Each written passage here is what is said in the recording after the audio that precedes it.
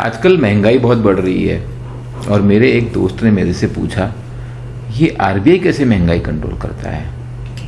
आपने कभी सोचा महंगाई बढ़ती क्यों है और इसमें आरबीआई का क्या रोल है महंगाई को कंट्रोल करने में? Hello everyone, my name is Chandra Prakash Joshi और इस वीडियो में मैं आपको बताने वाला हूँ कैसे आरबीआई महंगाई कंट्रोल करता है। और आपको बहुत आसानी से समझ में आ जाएगा।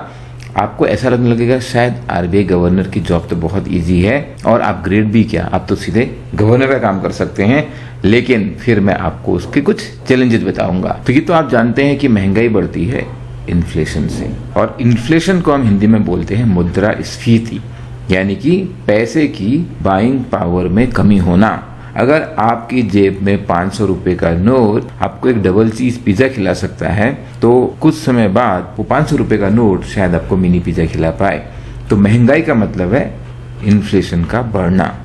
इन्फ्लेशन एक दो धारी तलवार है। Inflation is A double edge sword. और एक और लाइन याद रखिए इन्फ्लेशन के बारे में, inflation is a necessary evil, एक जरूरी बुराई है। ये दोनों चीजें आप समझ जाएंगे by the end of the video. पहले बात करते हैं कि कैसे इन्फ्लेशन होता है। एक एग्जांपल लेते हैं। सपोज एक गांव है, एक गांव में सब प्रकार के लोग रहते हैं, कुछ अमीर है कुछ गरीब है। सबसे अमीर सेठ अमीर चंद, उनके बहुत ऐशो आराम है। गांव में जो दुकान है वहां पे प्याज बिकता है। सेठ अमीर चंद हैं जो ये 100 रुपया किलो प्याज अफोर्ड कर सकते हैं, और दुकानदार रोज 1 किलो प्याज मंगाता है, सेठ अमीर चंद के घर जाता है। और सरकार फिर लेके आ गई मनरेगा स्कीम, जिसमें बाकी लोगों को भी रोजगार मिलने लगा, बाकी लोगों को भी प्रतिदिन कुछ कमाई होने लगी।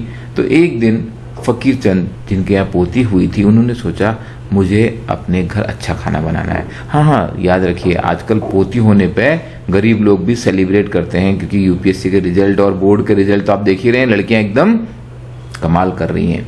तो खैर फकीर चंद जी ने सोचा अपने यहाँ पे हम अच्छा खाना बनाएंगे, आज तो मुझे प्याज लेके आना है। दुकानदार के पास गया, भाई आधा किलो प्याज चाहिए, मैं 50 रुपए लेके आया हूँ।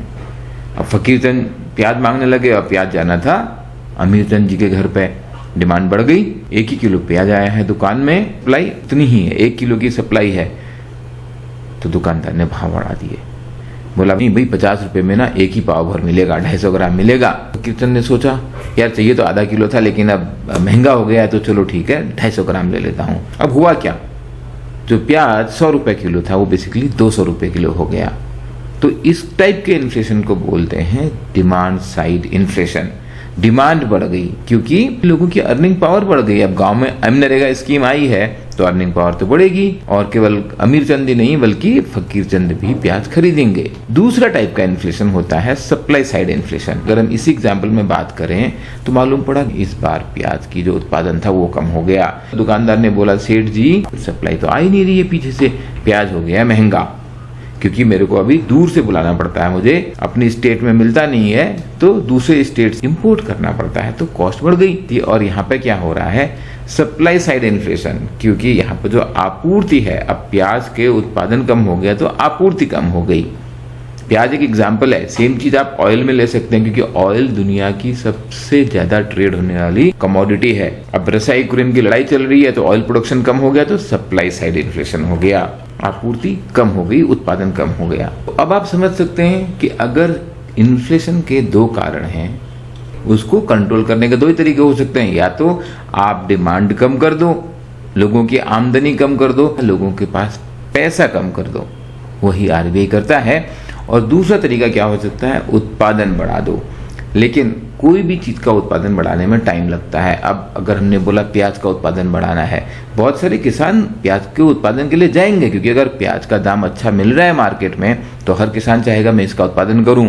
और अगर हम ऑयल की बात कर रहे थे, रशिया यूक्रेन में अगर ऑयल नहीं उत्पादन हो पा रहा है तो गल्फ कंट्रीज ज्यादा ऑयल रिलीज करेंगे, लेकिन उसका एक साइकिल होता है, उसका एक टाइम होता है। अगर आपको प्याज की क्रॉप चाहिए तो आपको 4-6 महीना तो लगेगा ना। इस बीच में अगर हमें इन्फ्लेशन को कंट्रोल करना है तो फिर तरीका क्या बचता है कि डिमांड साइड से कंट्रोल किया जाए, यानी कि जो लोगों के हाथ में पैसा है जिसको वो खर्च करके चीजें खरीदते हैं उसको रोका जाए। वो काम आरबीआई करता है इन्फ्लेशन को कंट्रोल करने के लिए। 2 तरीके हैं आरबीआई के पास इसको करने के। पहला तरीका है कि पैसे की सप्लाई को कम कर दो। दूसरा तरीका इंटरेस्टिंग है, पैसे का दाम बढ़ा दिया जाए। There is a cost of money. अगर सपोज आपको पैसा चाहिए तो आप क्या करोगे, उधारी लोगे। किसी से उधारी लोगे, हो सकता है आपके दोस्त तो आपको फ्री में उधारी दे दें आप, लेकिन दोस्त से आपको 2,000, 5,000, 10,000 एक लिमिटेड अमाउंट ऑफ मनी मिलेगा। आपको कार लेनी है, आपको मकान बनाना है, तो आप कहाँ से उधारी लोगे? बैंक से। यस, तो बैंक से जब उधारी लेते हो तो आपको बैंक को क्या देना पड़ता है? ब्याज देना पड़ता है। तो ये क्या है? कॉस्ट ऑफ मनी है। अगर आपने 8% पे लोन लिया है तो 8% क्या है? Cost of borrowing. पहला तरीका आरबीआई यूज करता है क्वांटम ऑफ मनी, यानी कि जो पैसे की सप्लाई है उसको कैसे कंट्रोल किया जाए, कैसे नियंत्रित किया जाए। जब इन्फ्लेशन ज्यादा है तो सप्लाई को कम करना है आरबीआई को। तो बैंकों में क्या होता है? बैंक आपको लोन देते, जैसा मैंने अभी आपको बताया, और पैसा लाते कहाँ से? डिपॉजिट्स लेते हैं आपसे। उस डिपॉजिट पर आपको ब्याज मिलता है। अगर 8% पर लोन मिल रहा है तो सपोज 6% या 5% आपको डिपॉजिट पे मिल रहा है। सेविंग बैंक अकाउंट में शायद कम मिल रहा है।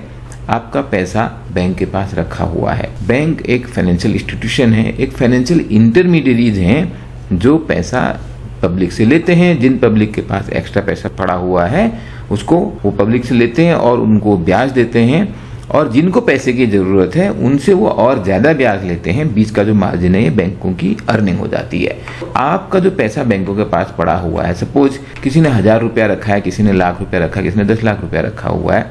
अगर एक बैंक के पास 1 लाख करोड़ रुपया है, होता क्या है इसका? क्योंकि आरबीआई कैसे कंट्रोल करता है समझेंगे। अगर एक बैंक के पास 1 लाख करोड़ रुपया है तो आरबीआई के गाइडलाइन के हिसाब से इस 1 लाख करोड़ में से कुछ परसेंटेज उस बैंक को आरबीआई के पास रखनी है। उसको बोलते हैं कैश रिजर्व रेशियो। आज की डेट में कैश रिजर्व रेशियो है 4.5%, 4.5%।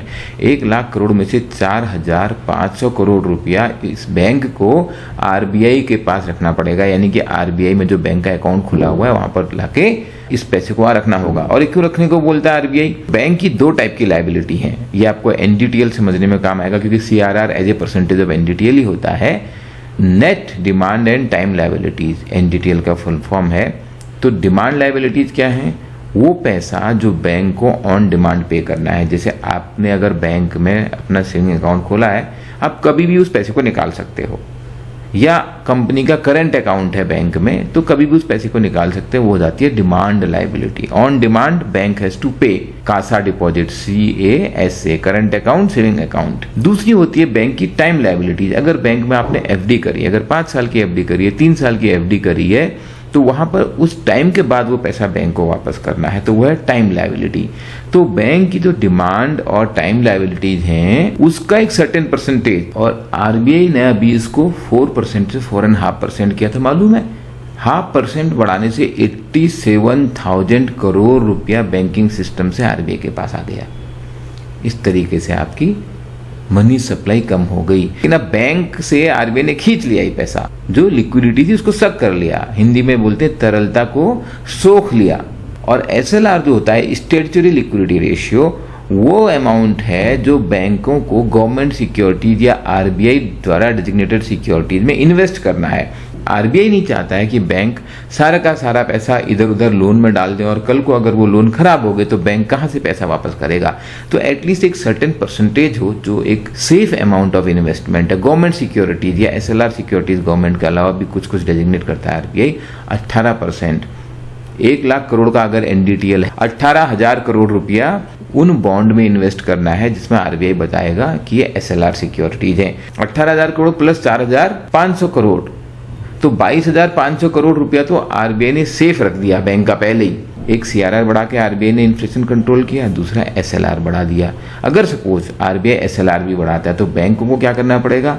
ये पैसा गवर्नमेंट सिक्योरिटीज में या एसएलआर सिक्योरिटीज में इन्वेस्ट करना पड़ेगा, तो उतनी मनी सप्लाई वो कम हो गई। पहला मेथड मैंने बोला कि क्वांटम ऑफ मनी सप्लाई कम कर दिया, सीआरआर या एसएलआर बढ़ा के। दूसरा तरीका है लोन का प्राइस बढ़ा दिया। मैंने बोला ना आपको, मनी का प्राइस बढ़ा दिया। वो कैसे करता है आरबीआई? आरबीआई बैंकों को लैंड करता है। आप सिंपल तरीके से समझे तो रेपो है, और टूल्स में अभी डिस्कस नहीं कर रहा हूं इस वीडियो में। रेपो जिसका फुल फॉर्म है repurchase agreement.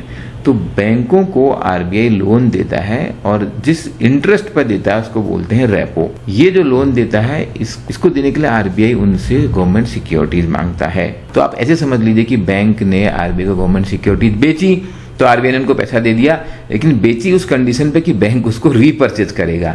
That's why it is called repo. और आपने सुना होगा कि 4 मई को आरबीआई ने रेपो रेट बढ़ा के 4.4% कर दिया। अभी आरबीआई फिर रेपो रेट बढ़ाएगा। रेपो रेट बढ़ाने से बैंक की जो बोरोइंग कॉस्ट है वो बढ़ गई, लोन लेना हो गया महंगा बैंक के लिए।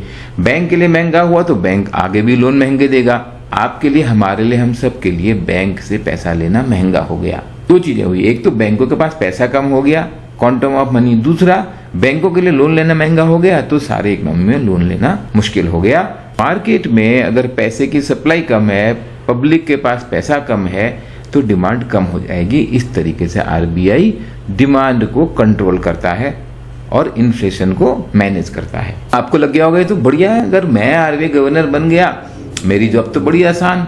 जब इन्फ्लेशन ज्यादा हो तो थोड़ा सा इंटरेस्ट रेट बढ़ा के, सीआरआर एसएलआर बढ़ा के उसको कंट्रोल कर लेना है, और जब वो कम हो तो रिवर्स। Life is easy. काश ये इतना आसान होता। आगे सोचिए क्या होगा। जो मैंने लाइन बोली थी, inflation is a necessary evil. अब अगर आरबीआई ने पैसा खींच लिया मार्केट से तो ये भी इन्फ्लेशन कॉज कर सकता है। कैसे? अब इंडस्ट्रियलिस्ट के पास पैसा नहीं है, फार्मर को अगर क्रॉप उगानी है उसको हाई क्वालिटी फर्टिलाइजर चाहिए, उसको हाई क्वालिटी सीड चाहिए, उसके लिए उसको लोन लेना है, वो महंगा हो गया। किसी को नई फैक्ट्री लगानी थी, उसके लिए इंटरेस्ट रेट महंगा हो गया। अगर कॉस्ट ऑफ कैपिटल बढ़ गई तो प्रोडक्शन कॉस्ट बढ़ जाएगी, प्रोडक्शन कॉस्ट बढ़ जाएगी तो जो गुड्स आएंगी मार्केट में उनकी कीमत तो बढ़ जाएगी। ये तो मालूम पड़ा इन्फ्लेशन कम करने की बजाय हमने अगर पॉलिसी रेट बढ़ाए, हमने अगर मनी सप्लाई कम की तो मालूम पड़ा यहाँ इन्फ्लेशन बढ़ गया।